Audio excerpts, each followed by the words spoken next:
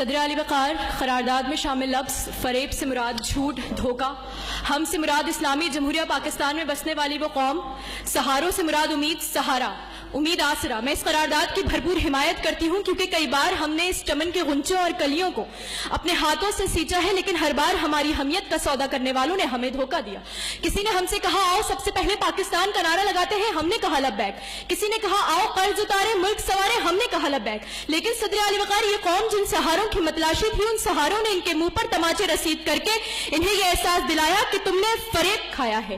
تو پھر صدر علی وقار چلیے میرے ساتھ اور دیکھیے کس نے کس مقام پر کس سے دھوکہ کھایا ہے۔ پینشن کی لائن میں 36 گھنٹے کھڑے رہ کر اپنی زندگی کی بازی ہار جانے والوں نے فریب کھایا ہے۔ حکومتی اداروں سے بھتہ نہ دینے کی جرم میں فیکٹری میں زندہ جلا دیے جانے والوں نے فریب کھایا ہے۔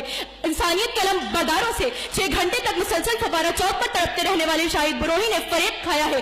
اپنے ہی گھر کے رکھوالوں سے شاہ رخ جتوئی جیسے وڈیروں کے ظلم کا شکار ہونے والوں نے فریب کھایا ہے۔ وڈیروں اور جاگیرداروں سے ریمنڈ ڈیوس جیسے سفاہ قاتلوں کو رہا کرنے والی عدالتوں پر بھروسہ کرنے والوں نے فریب کھایا ہے۔ انصاف کے ٹھیکیداروں سے اپنے کندھوں پر اپنے حکمرانوں کے عالمی دوروں کے بوجھ اٹھانے والوں نے فریب کھایا ہے۔ ٹیکس وصول کرنے والے اداروں سے اپنے بچوں کے گلے میں برائے فروخت کا بورڈ لگانے والوں نے فریب کھایا ہے۔ روٹی کپڑا اور مکان کے نعرہ لگانے والوں سے تو پھر مجھے یہ کہہ لینے دیجیے کہ فریب کھایا ہم نے غلط سہاروں کا۔ صدر علی وقار، یہ فریب نہیں تو اور کیا ہے؟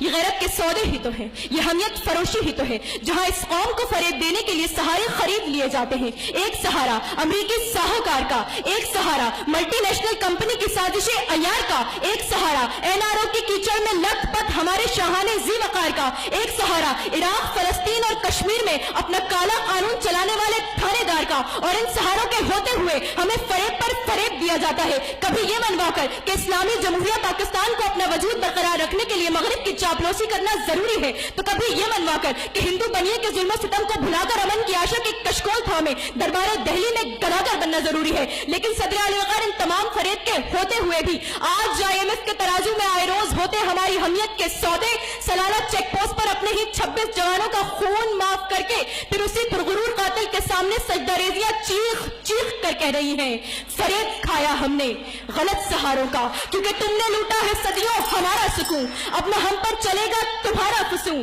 چارہ گر میں تمہیں کس طرح سے کہوں، تم نہیں چارہ گر، کوئی مانے مگر میں نہیں مانتا، میں نہیں مانگتا۔ میں اپنے مخالفین سے کہتی ہوں کہ یہاں آ کر قرارداد میں شامل لفظ غلط سہاروں کی بات کریں، صحیح سہاروں کی نہیں۔ صحیح سہارے ہمارے والدین ہیں، افواج ہیں، ڈاکٹرز اور انجینئرز ہیں، لیکن یہاں قرارداد ہے فریب کھایا ہم نے غلط سہاروں کا۔ تو غلط سہاروں کی بات کی جائے کہ ہاں فریب کھایا ہم نے غلط سہاروں کا۔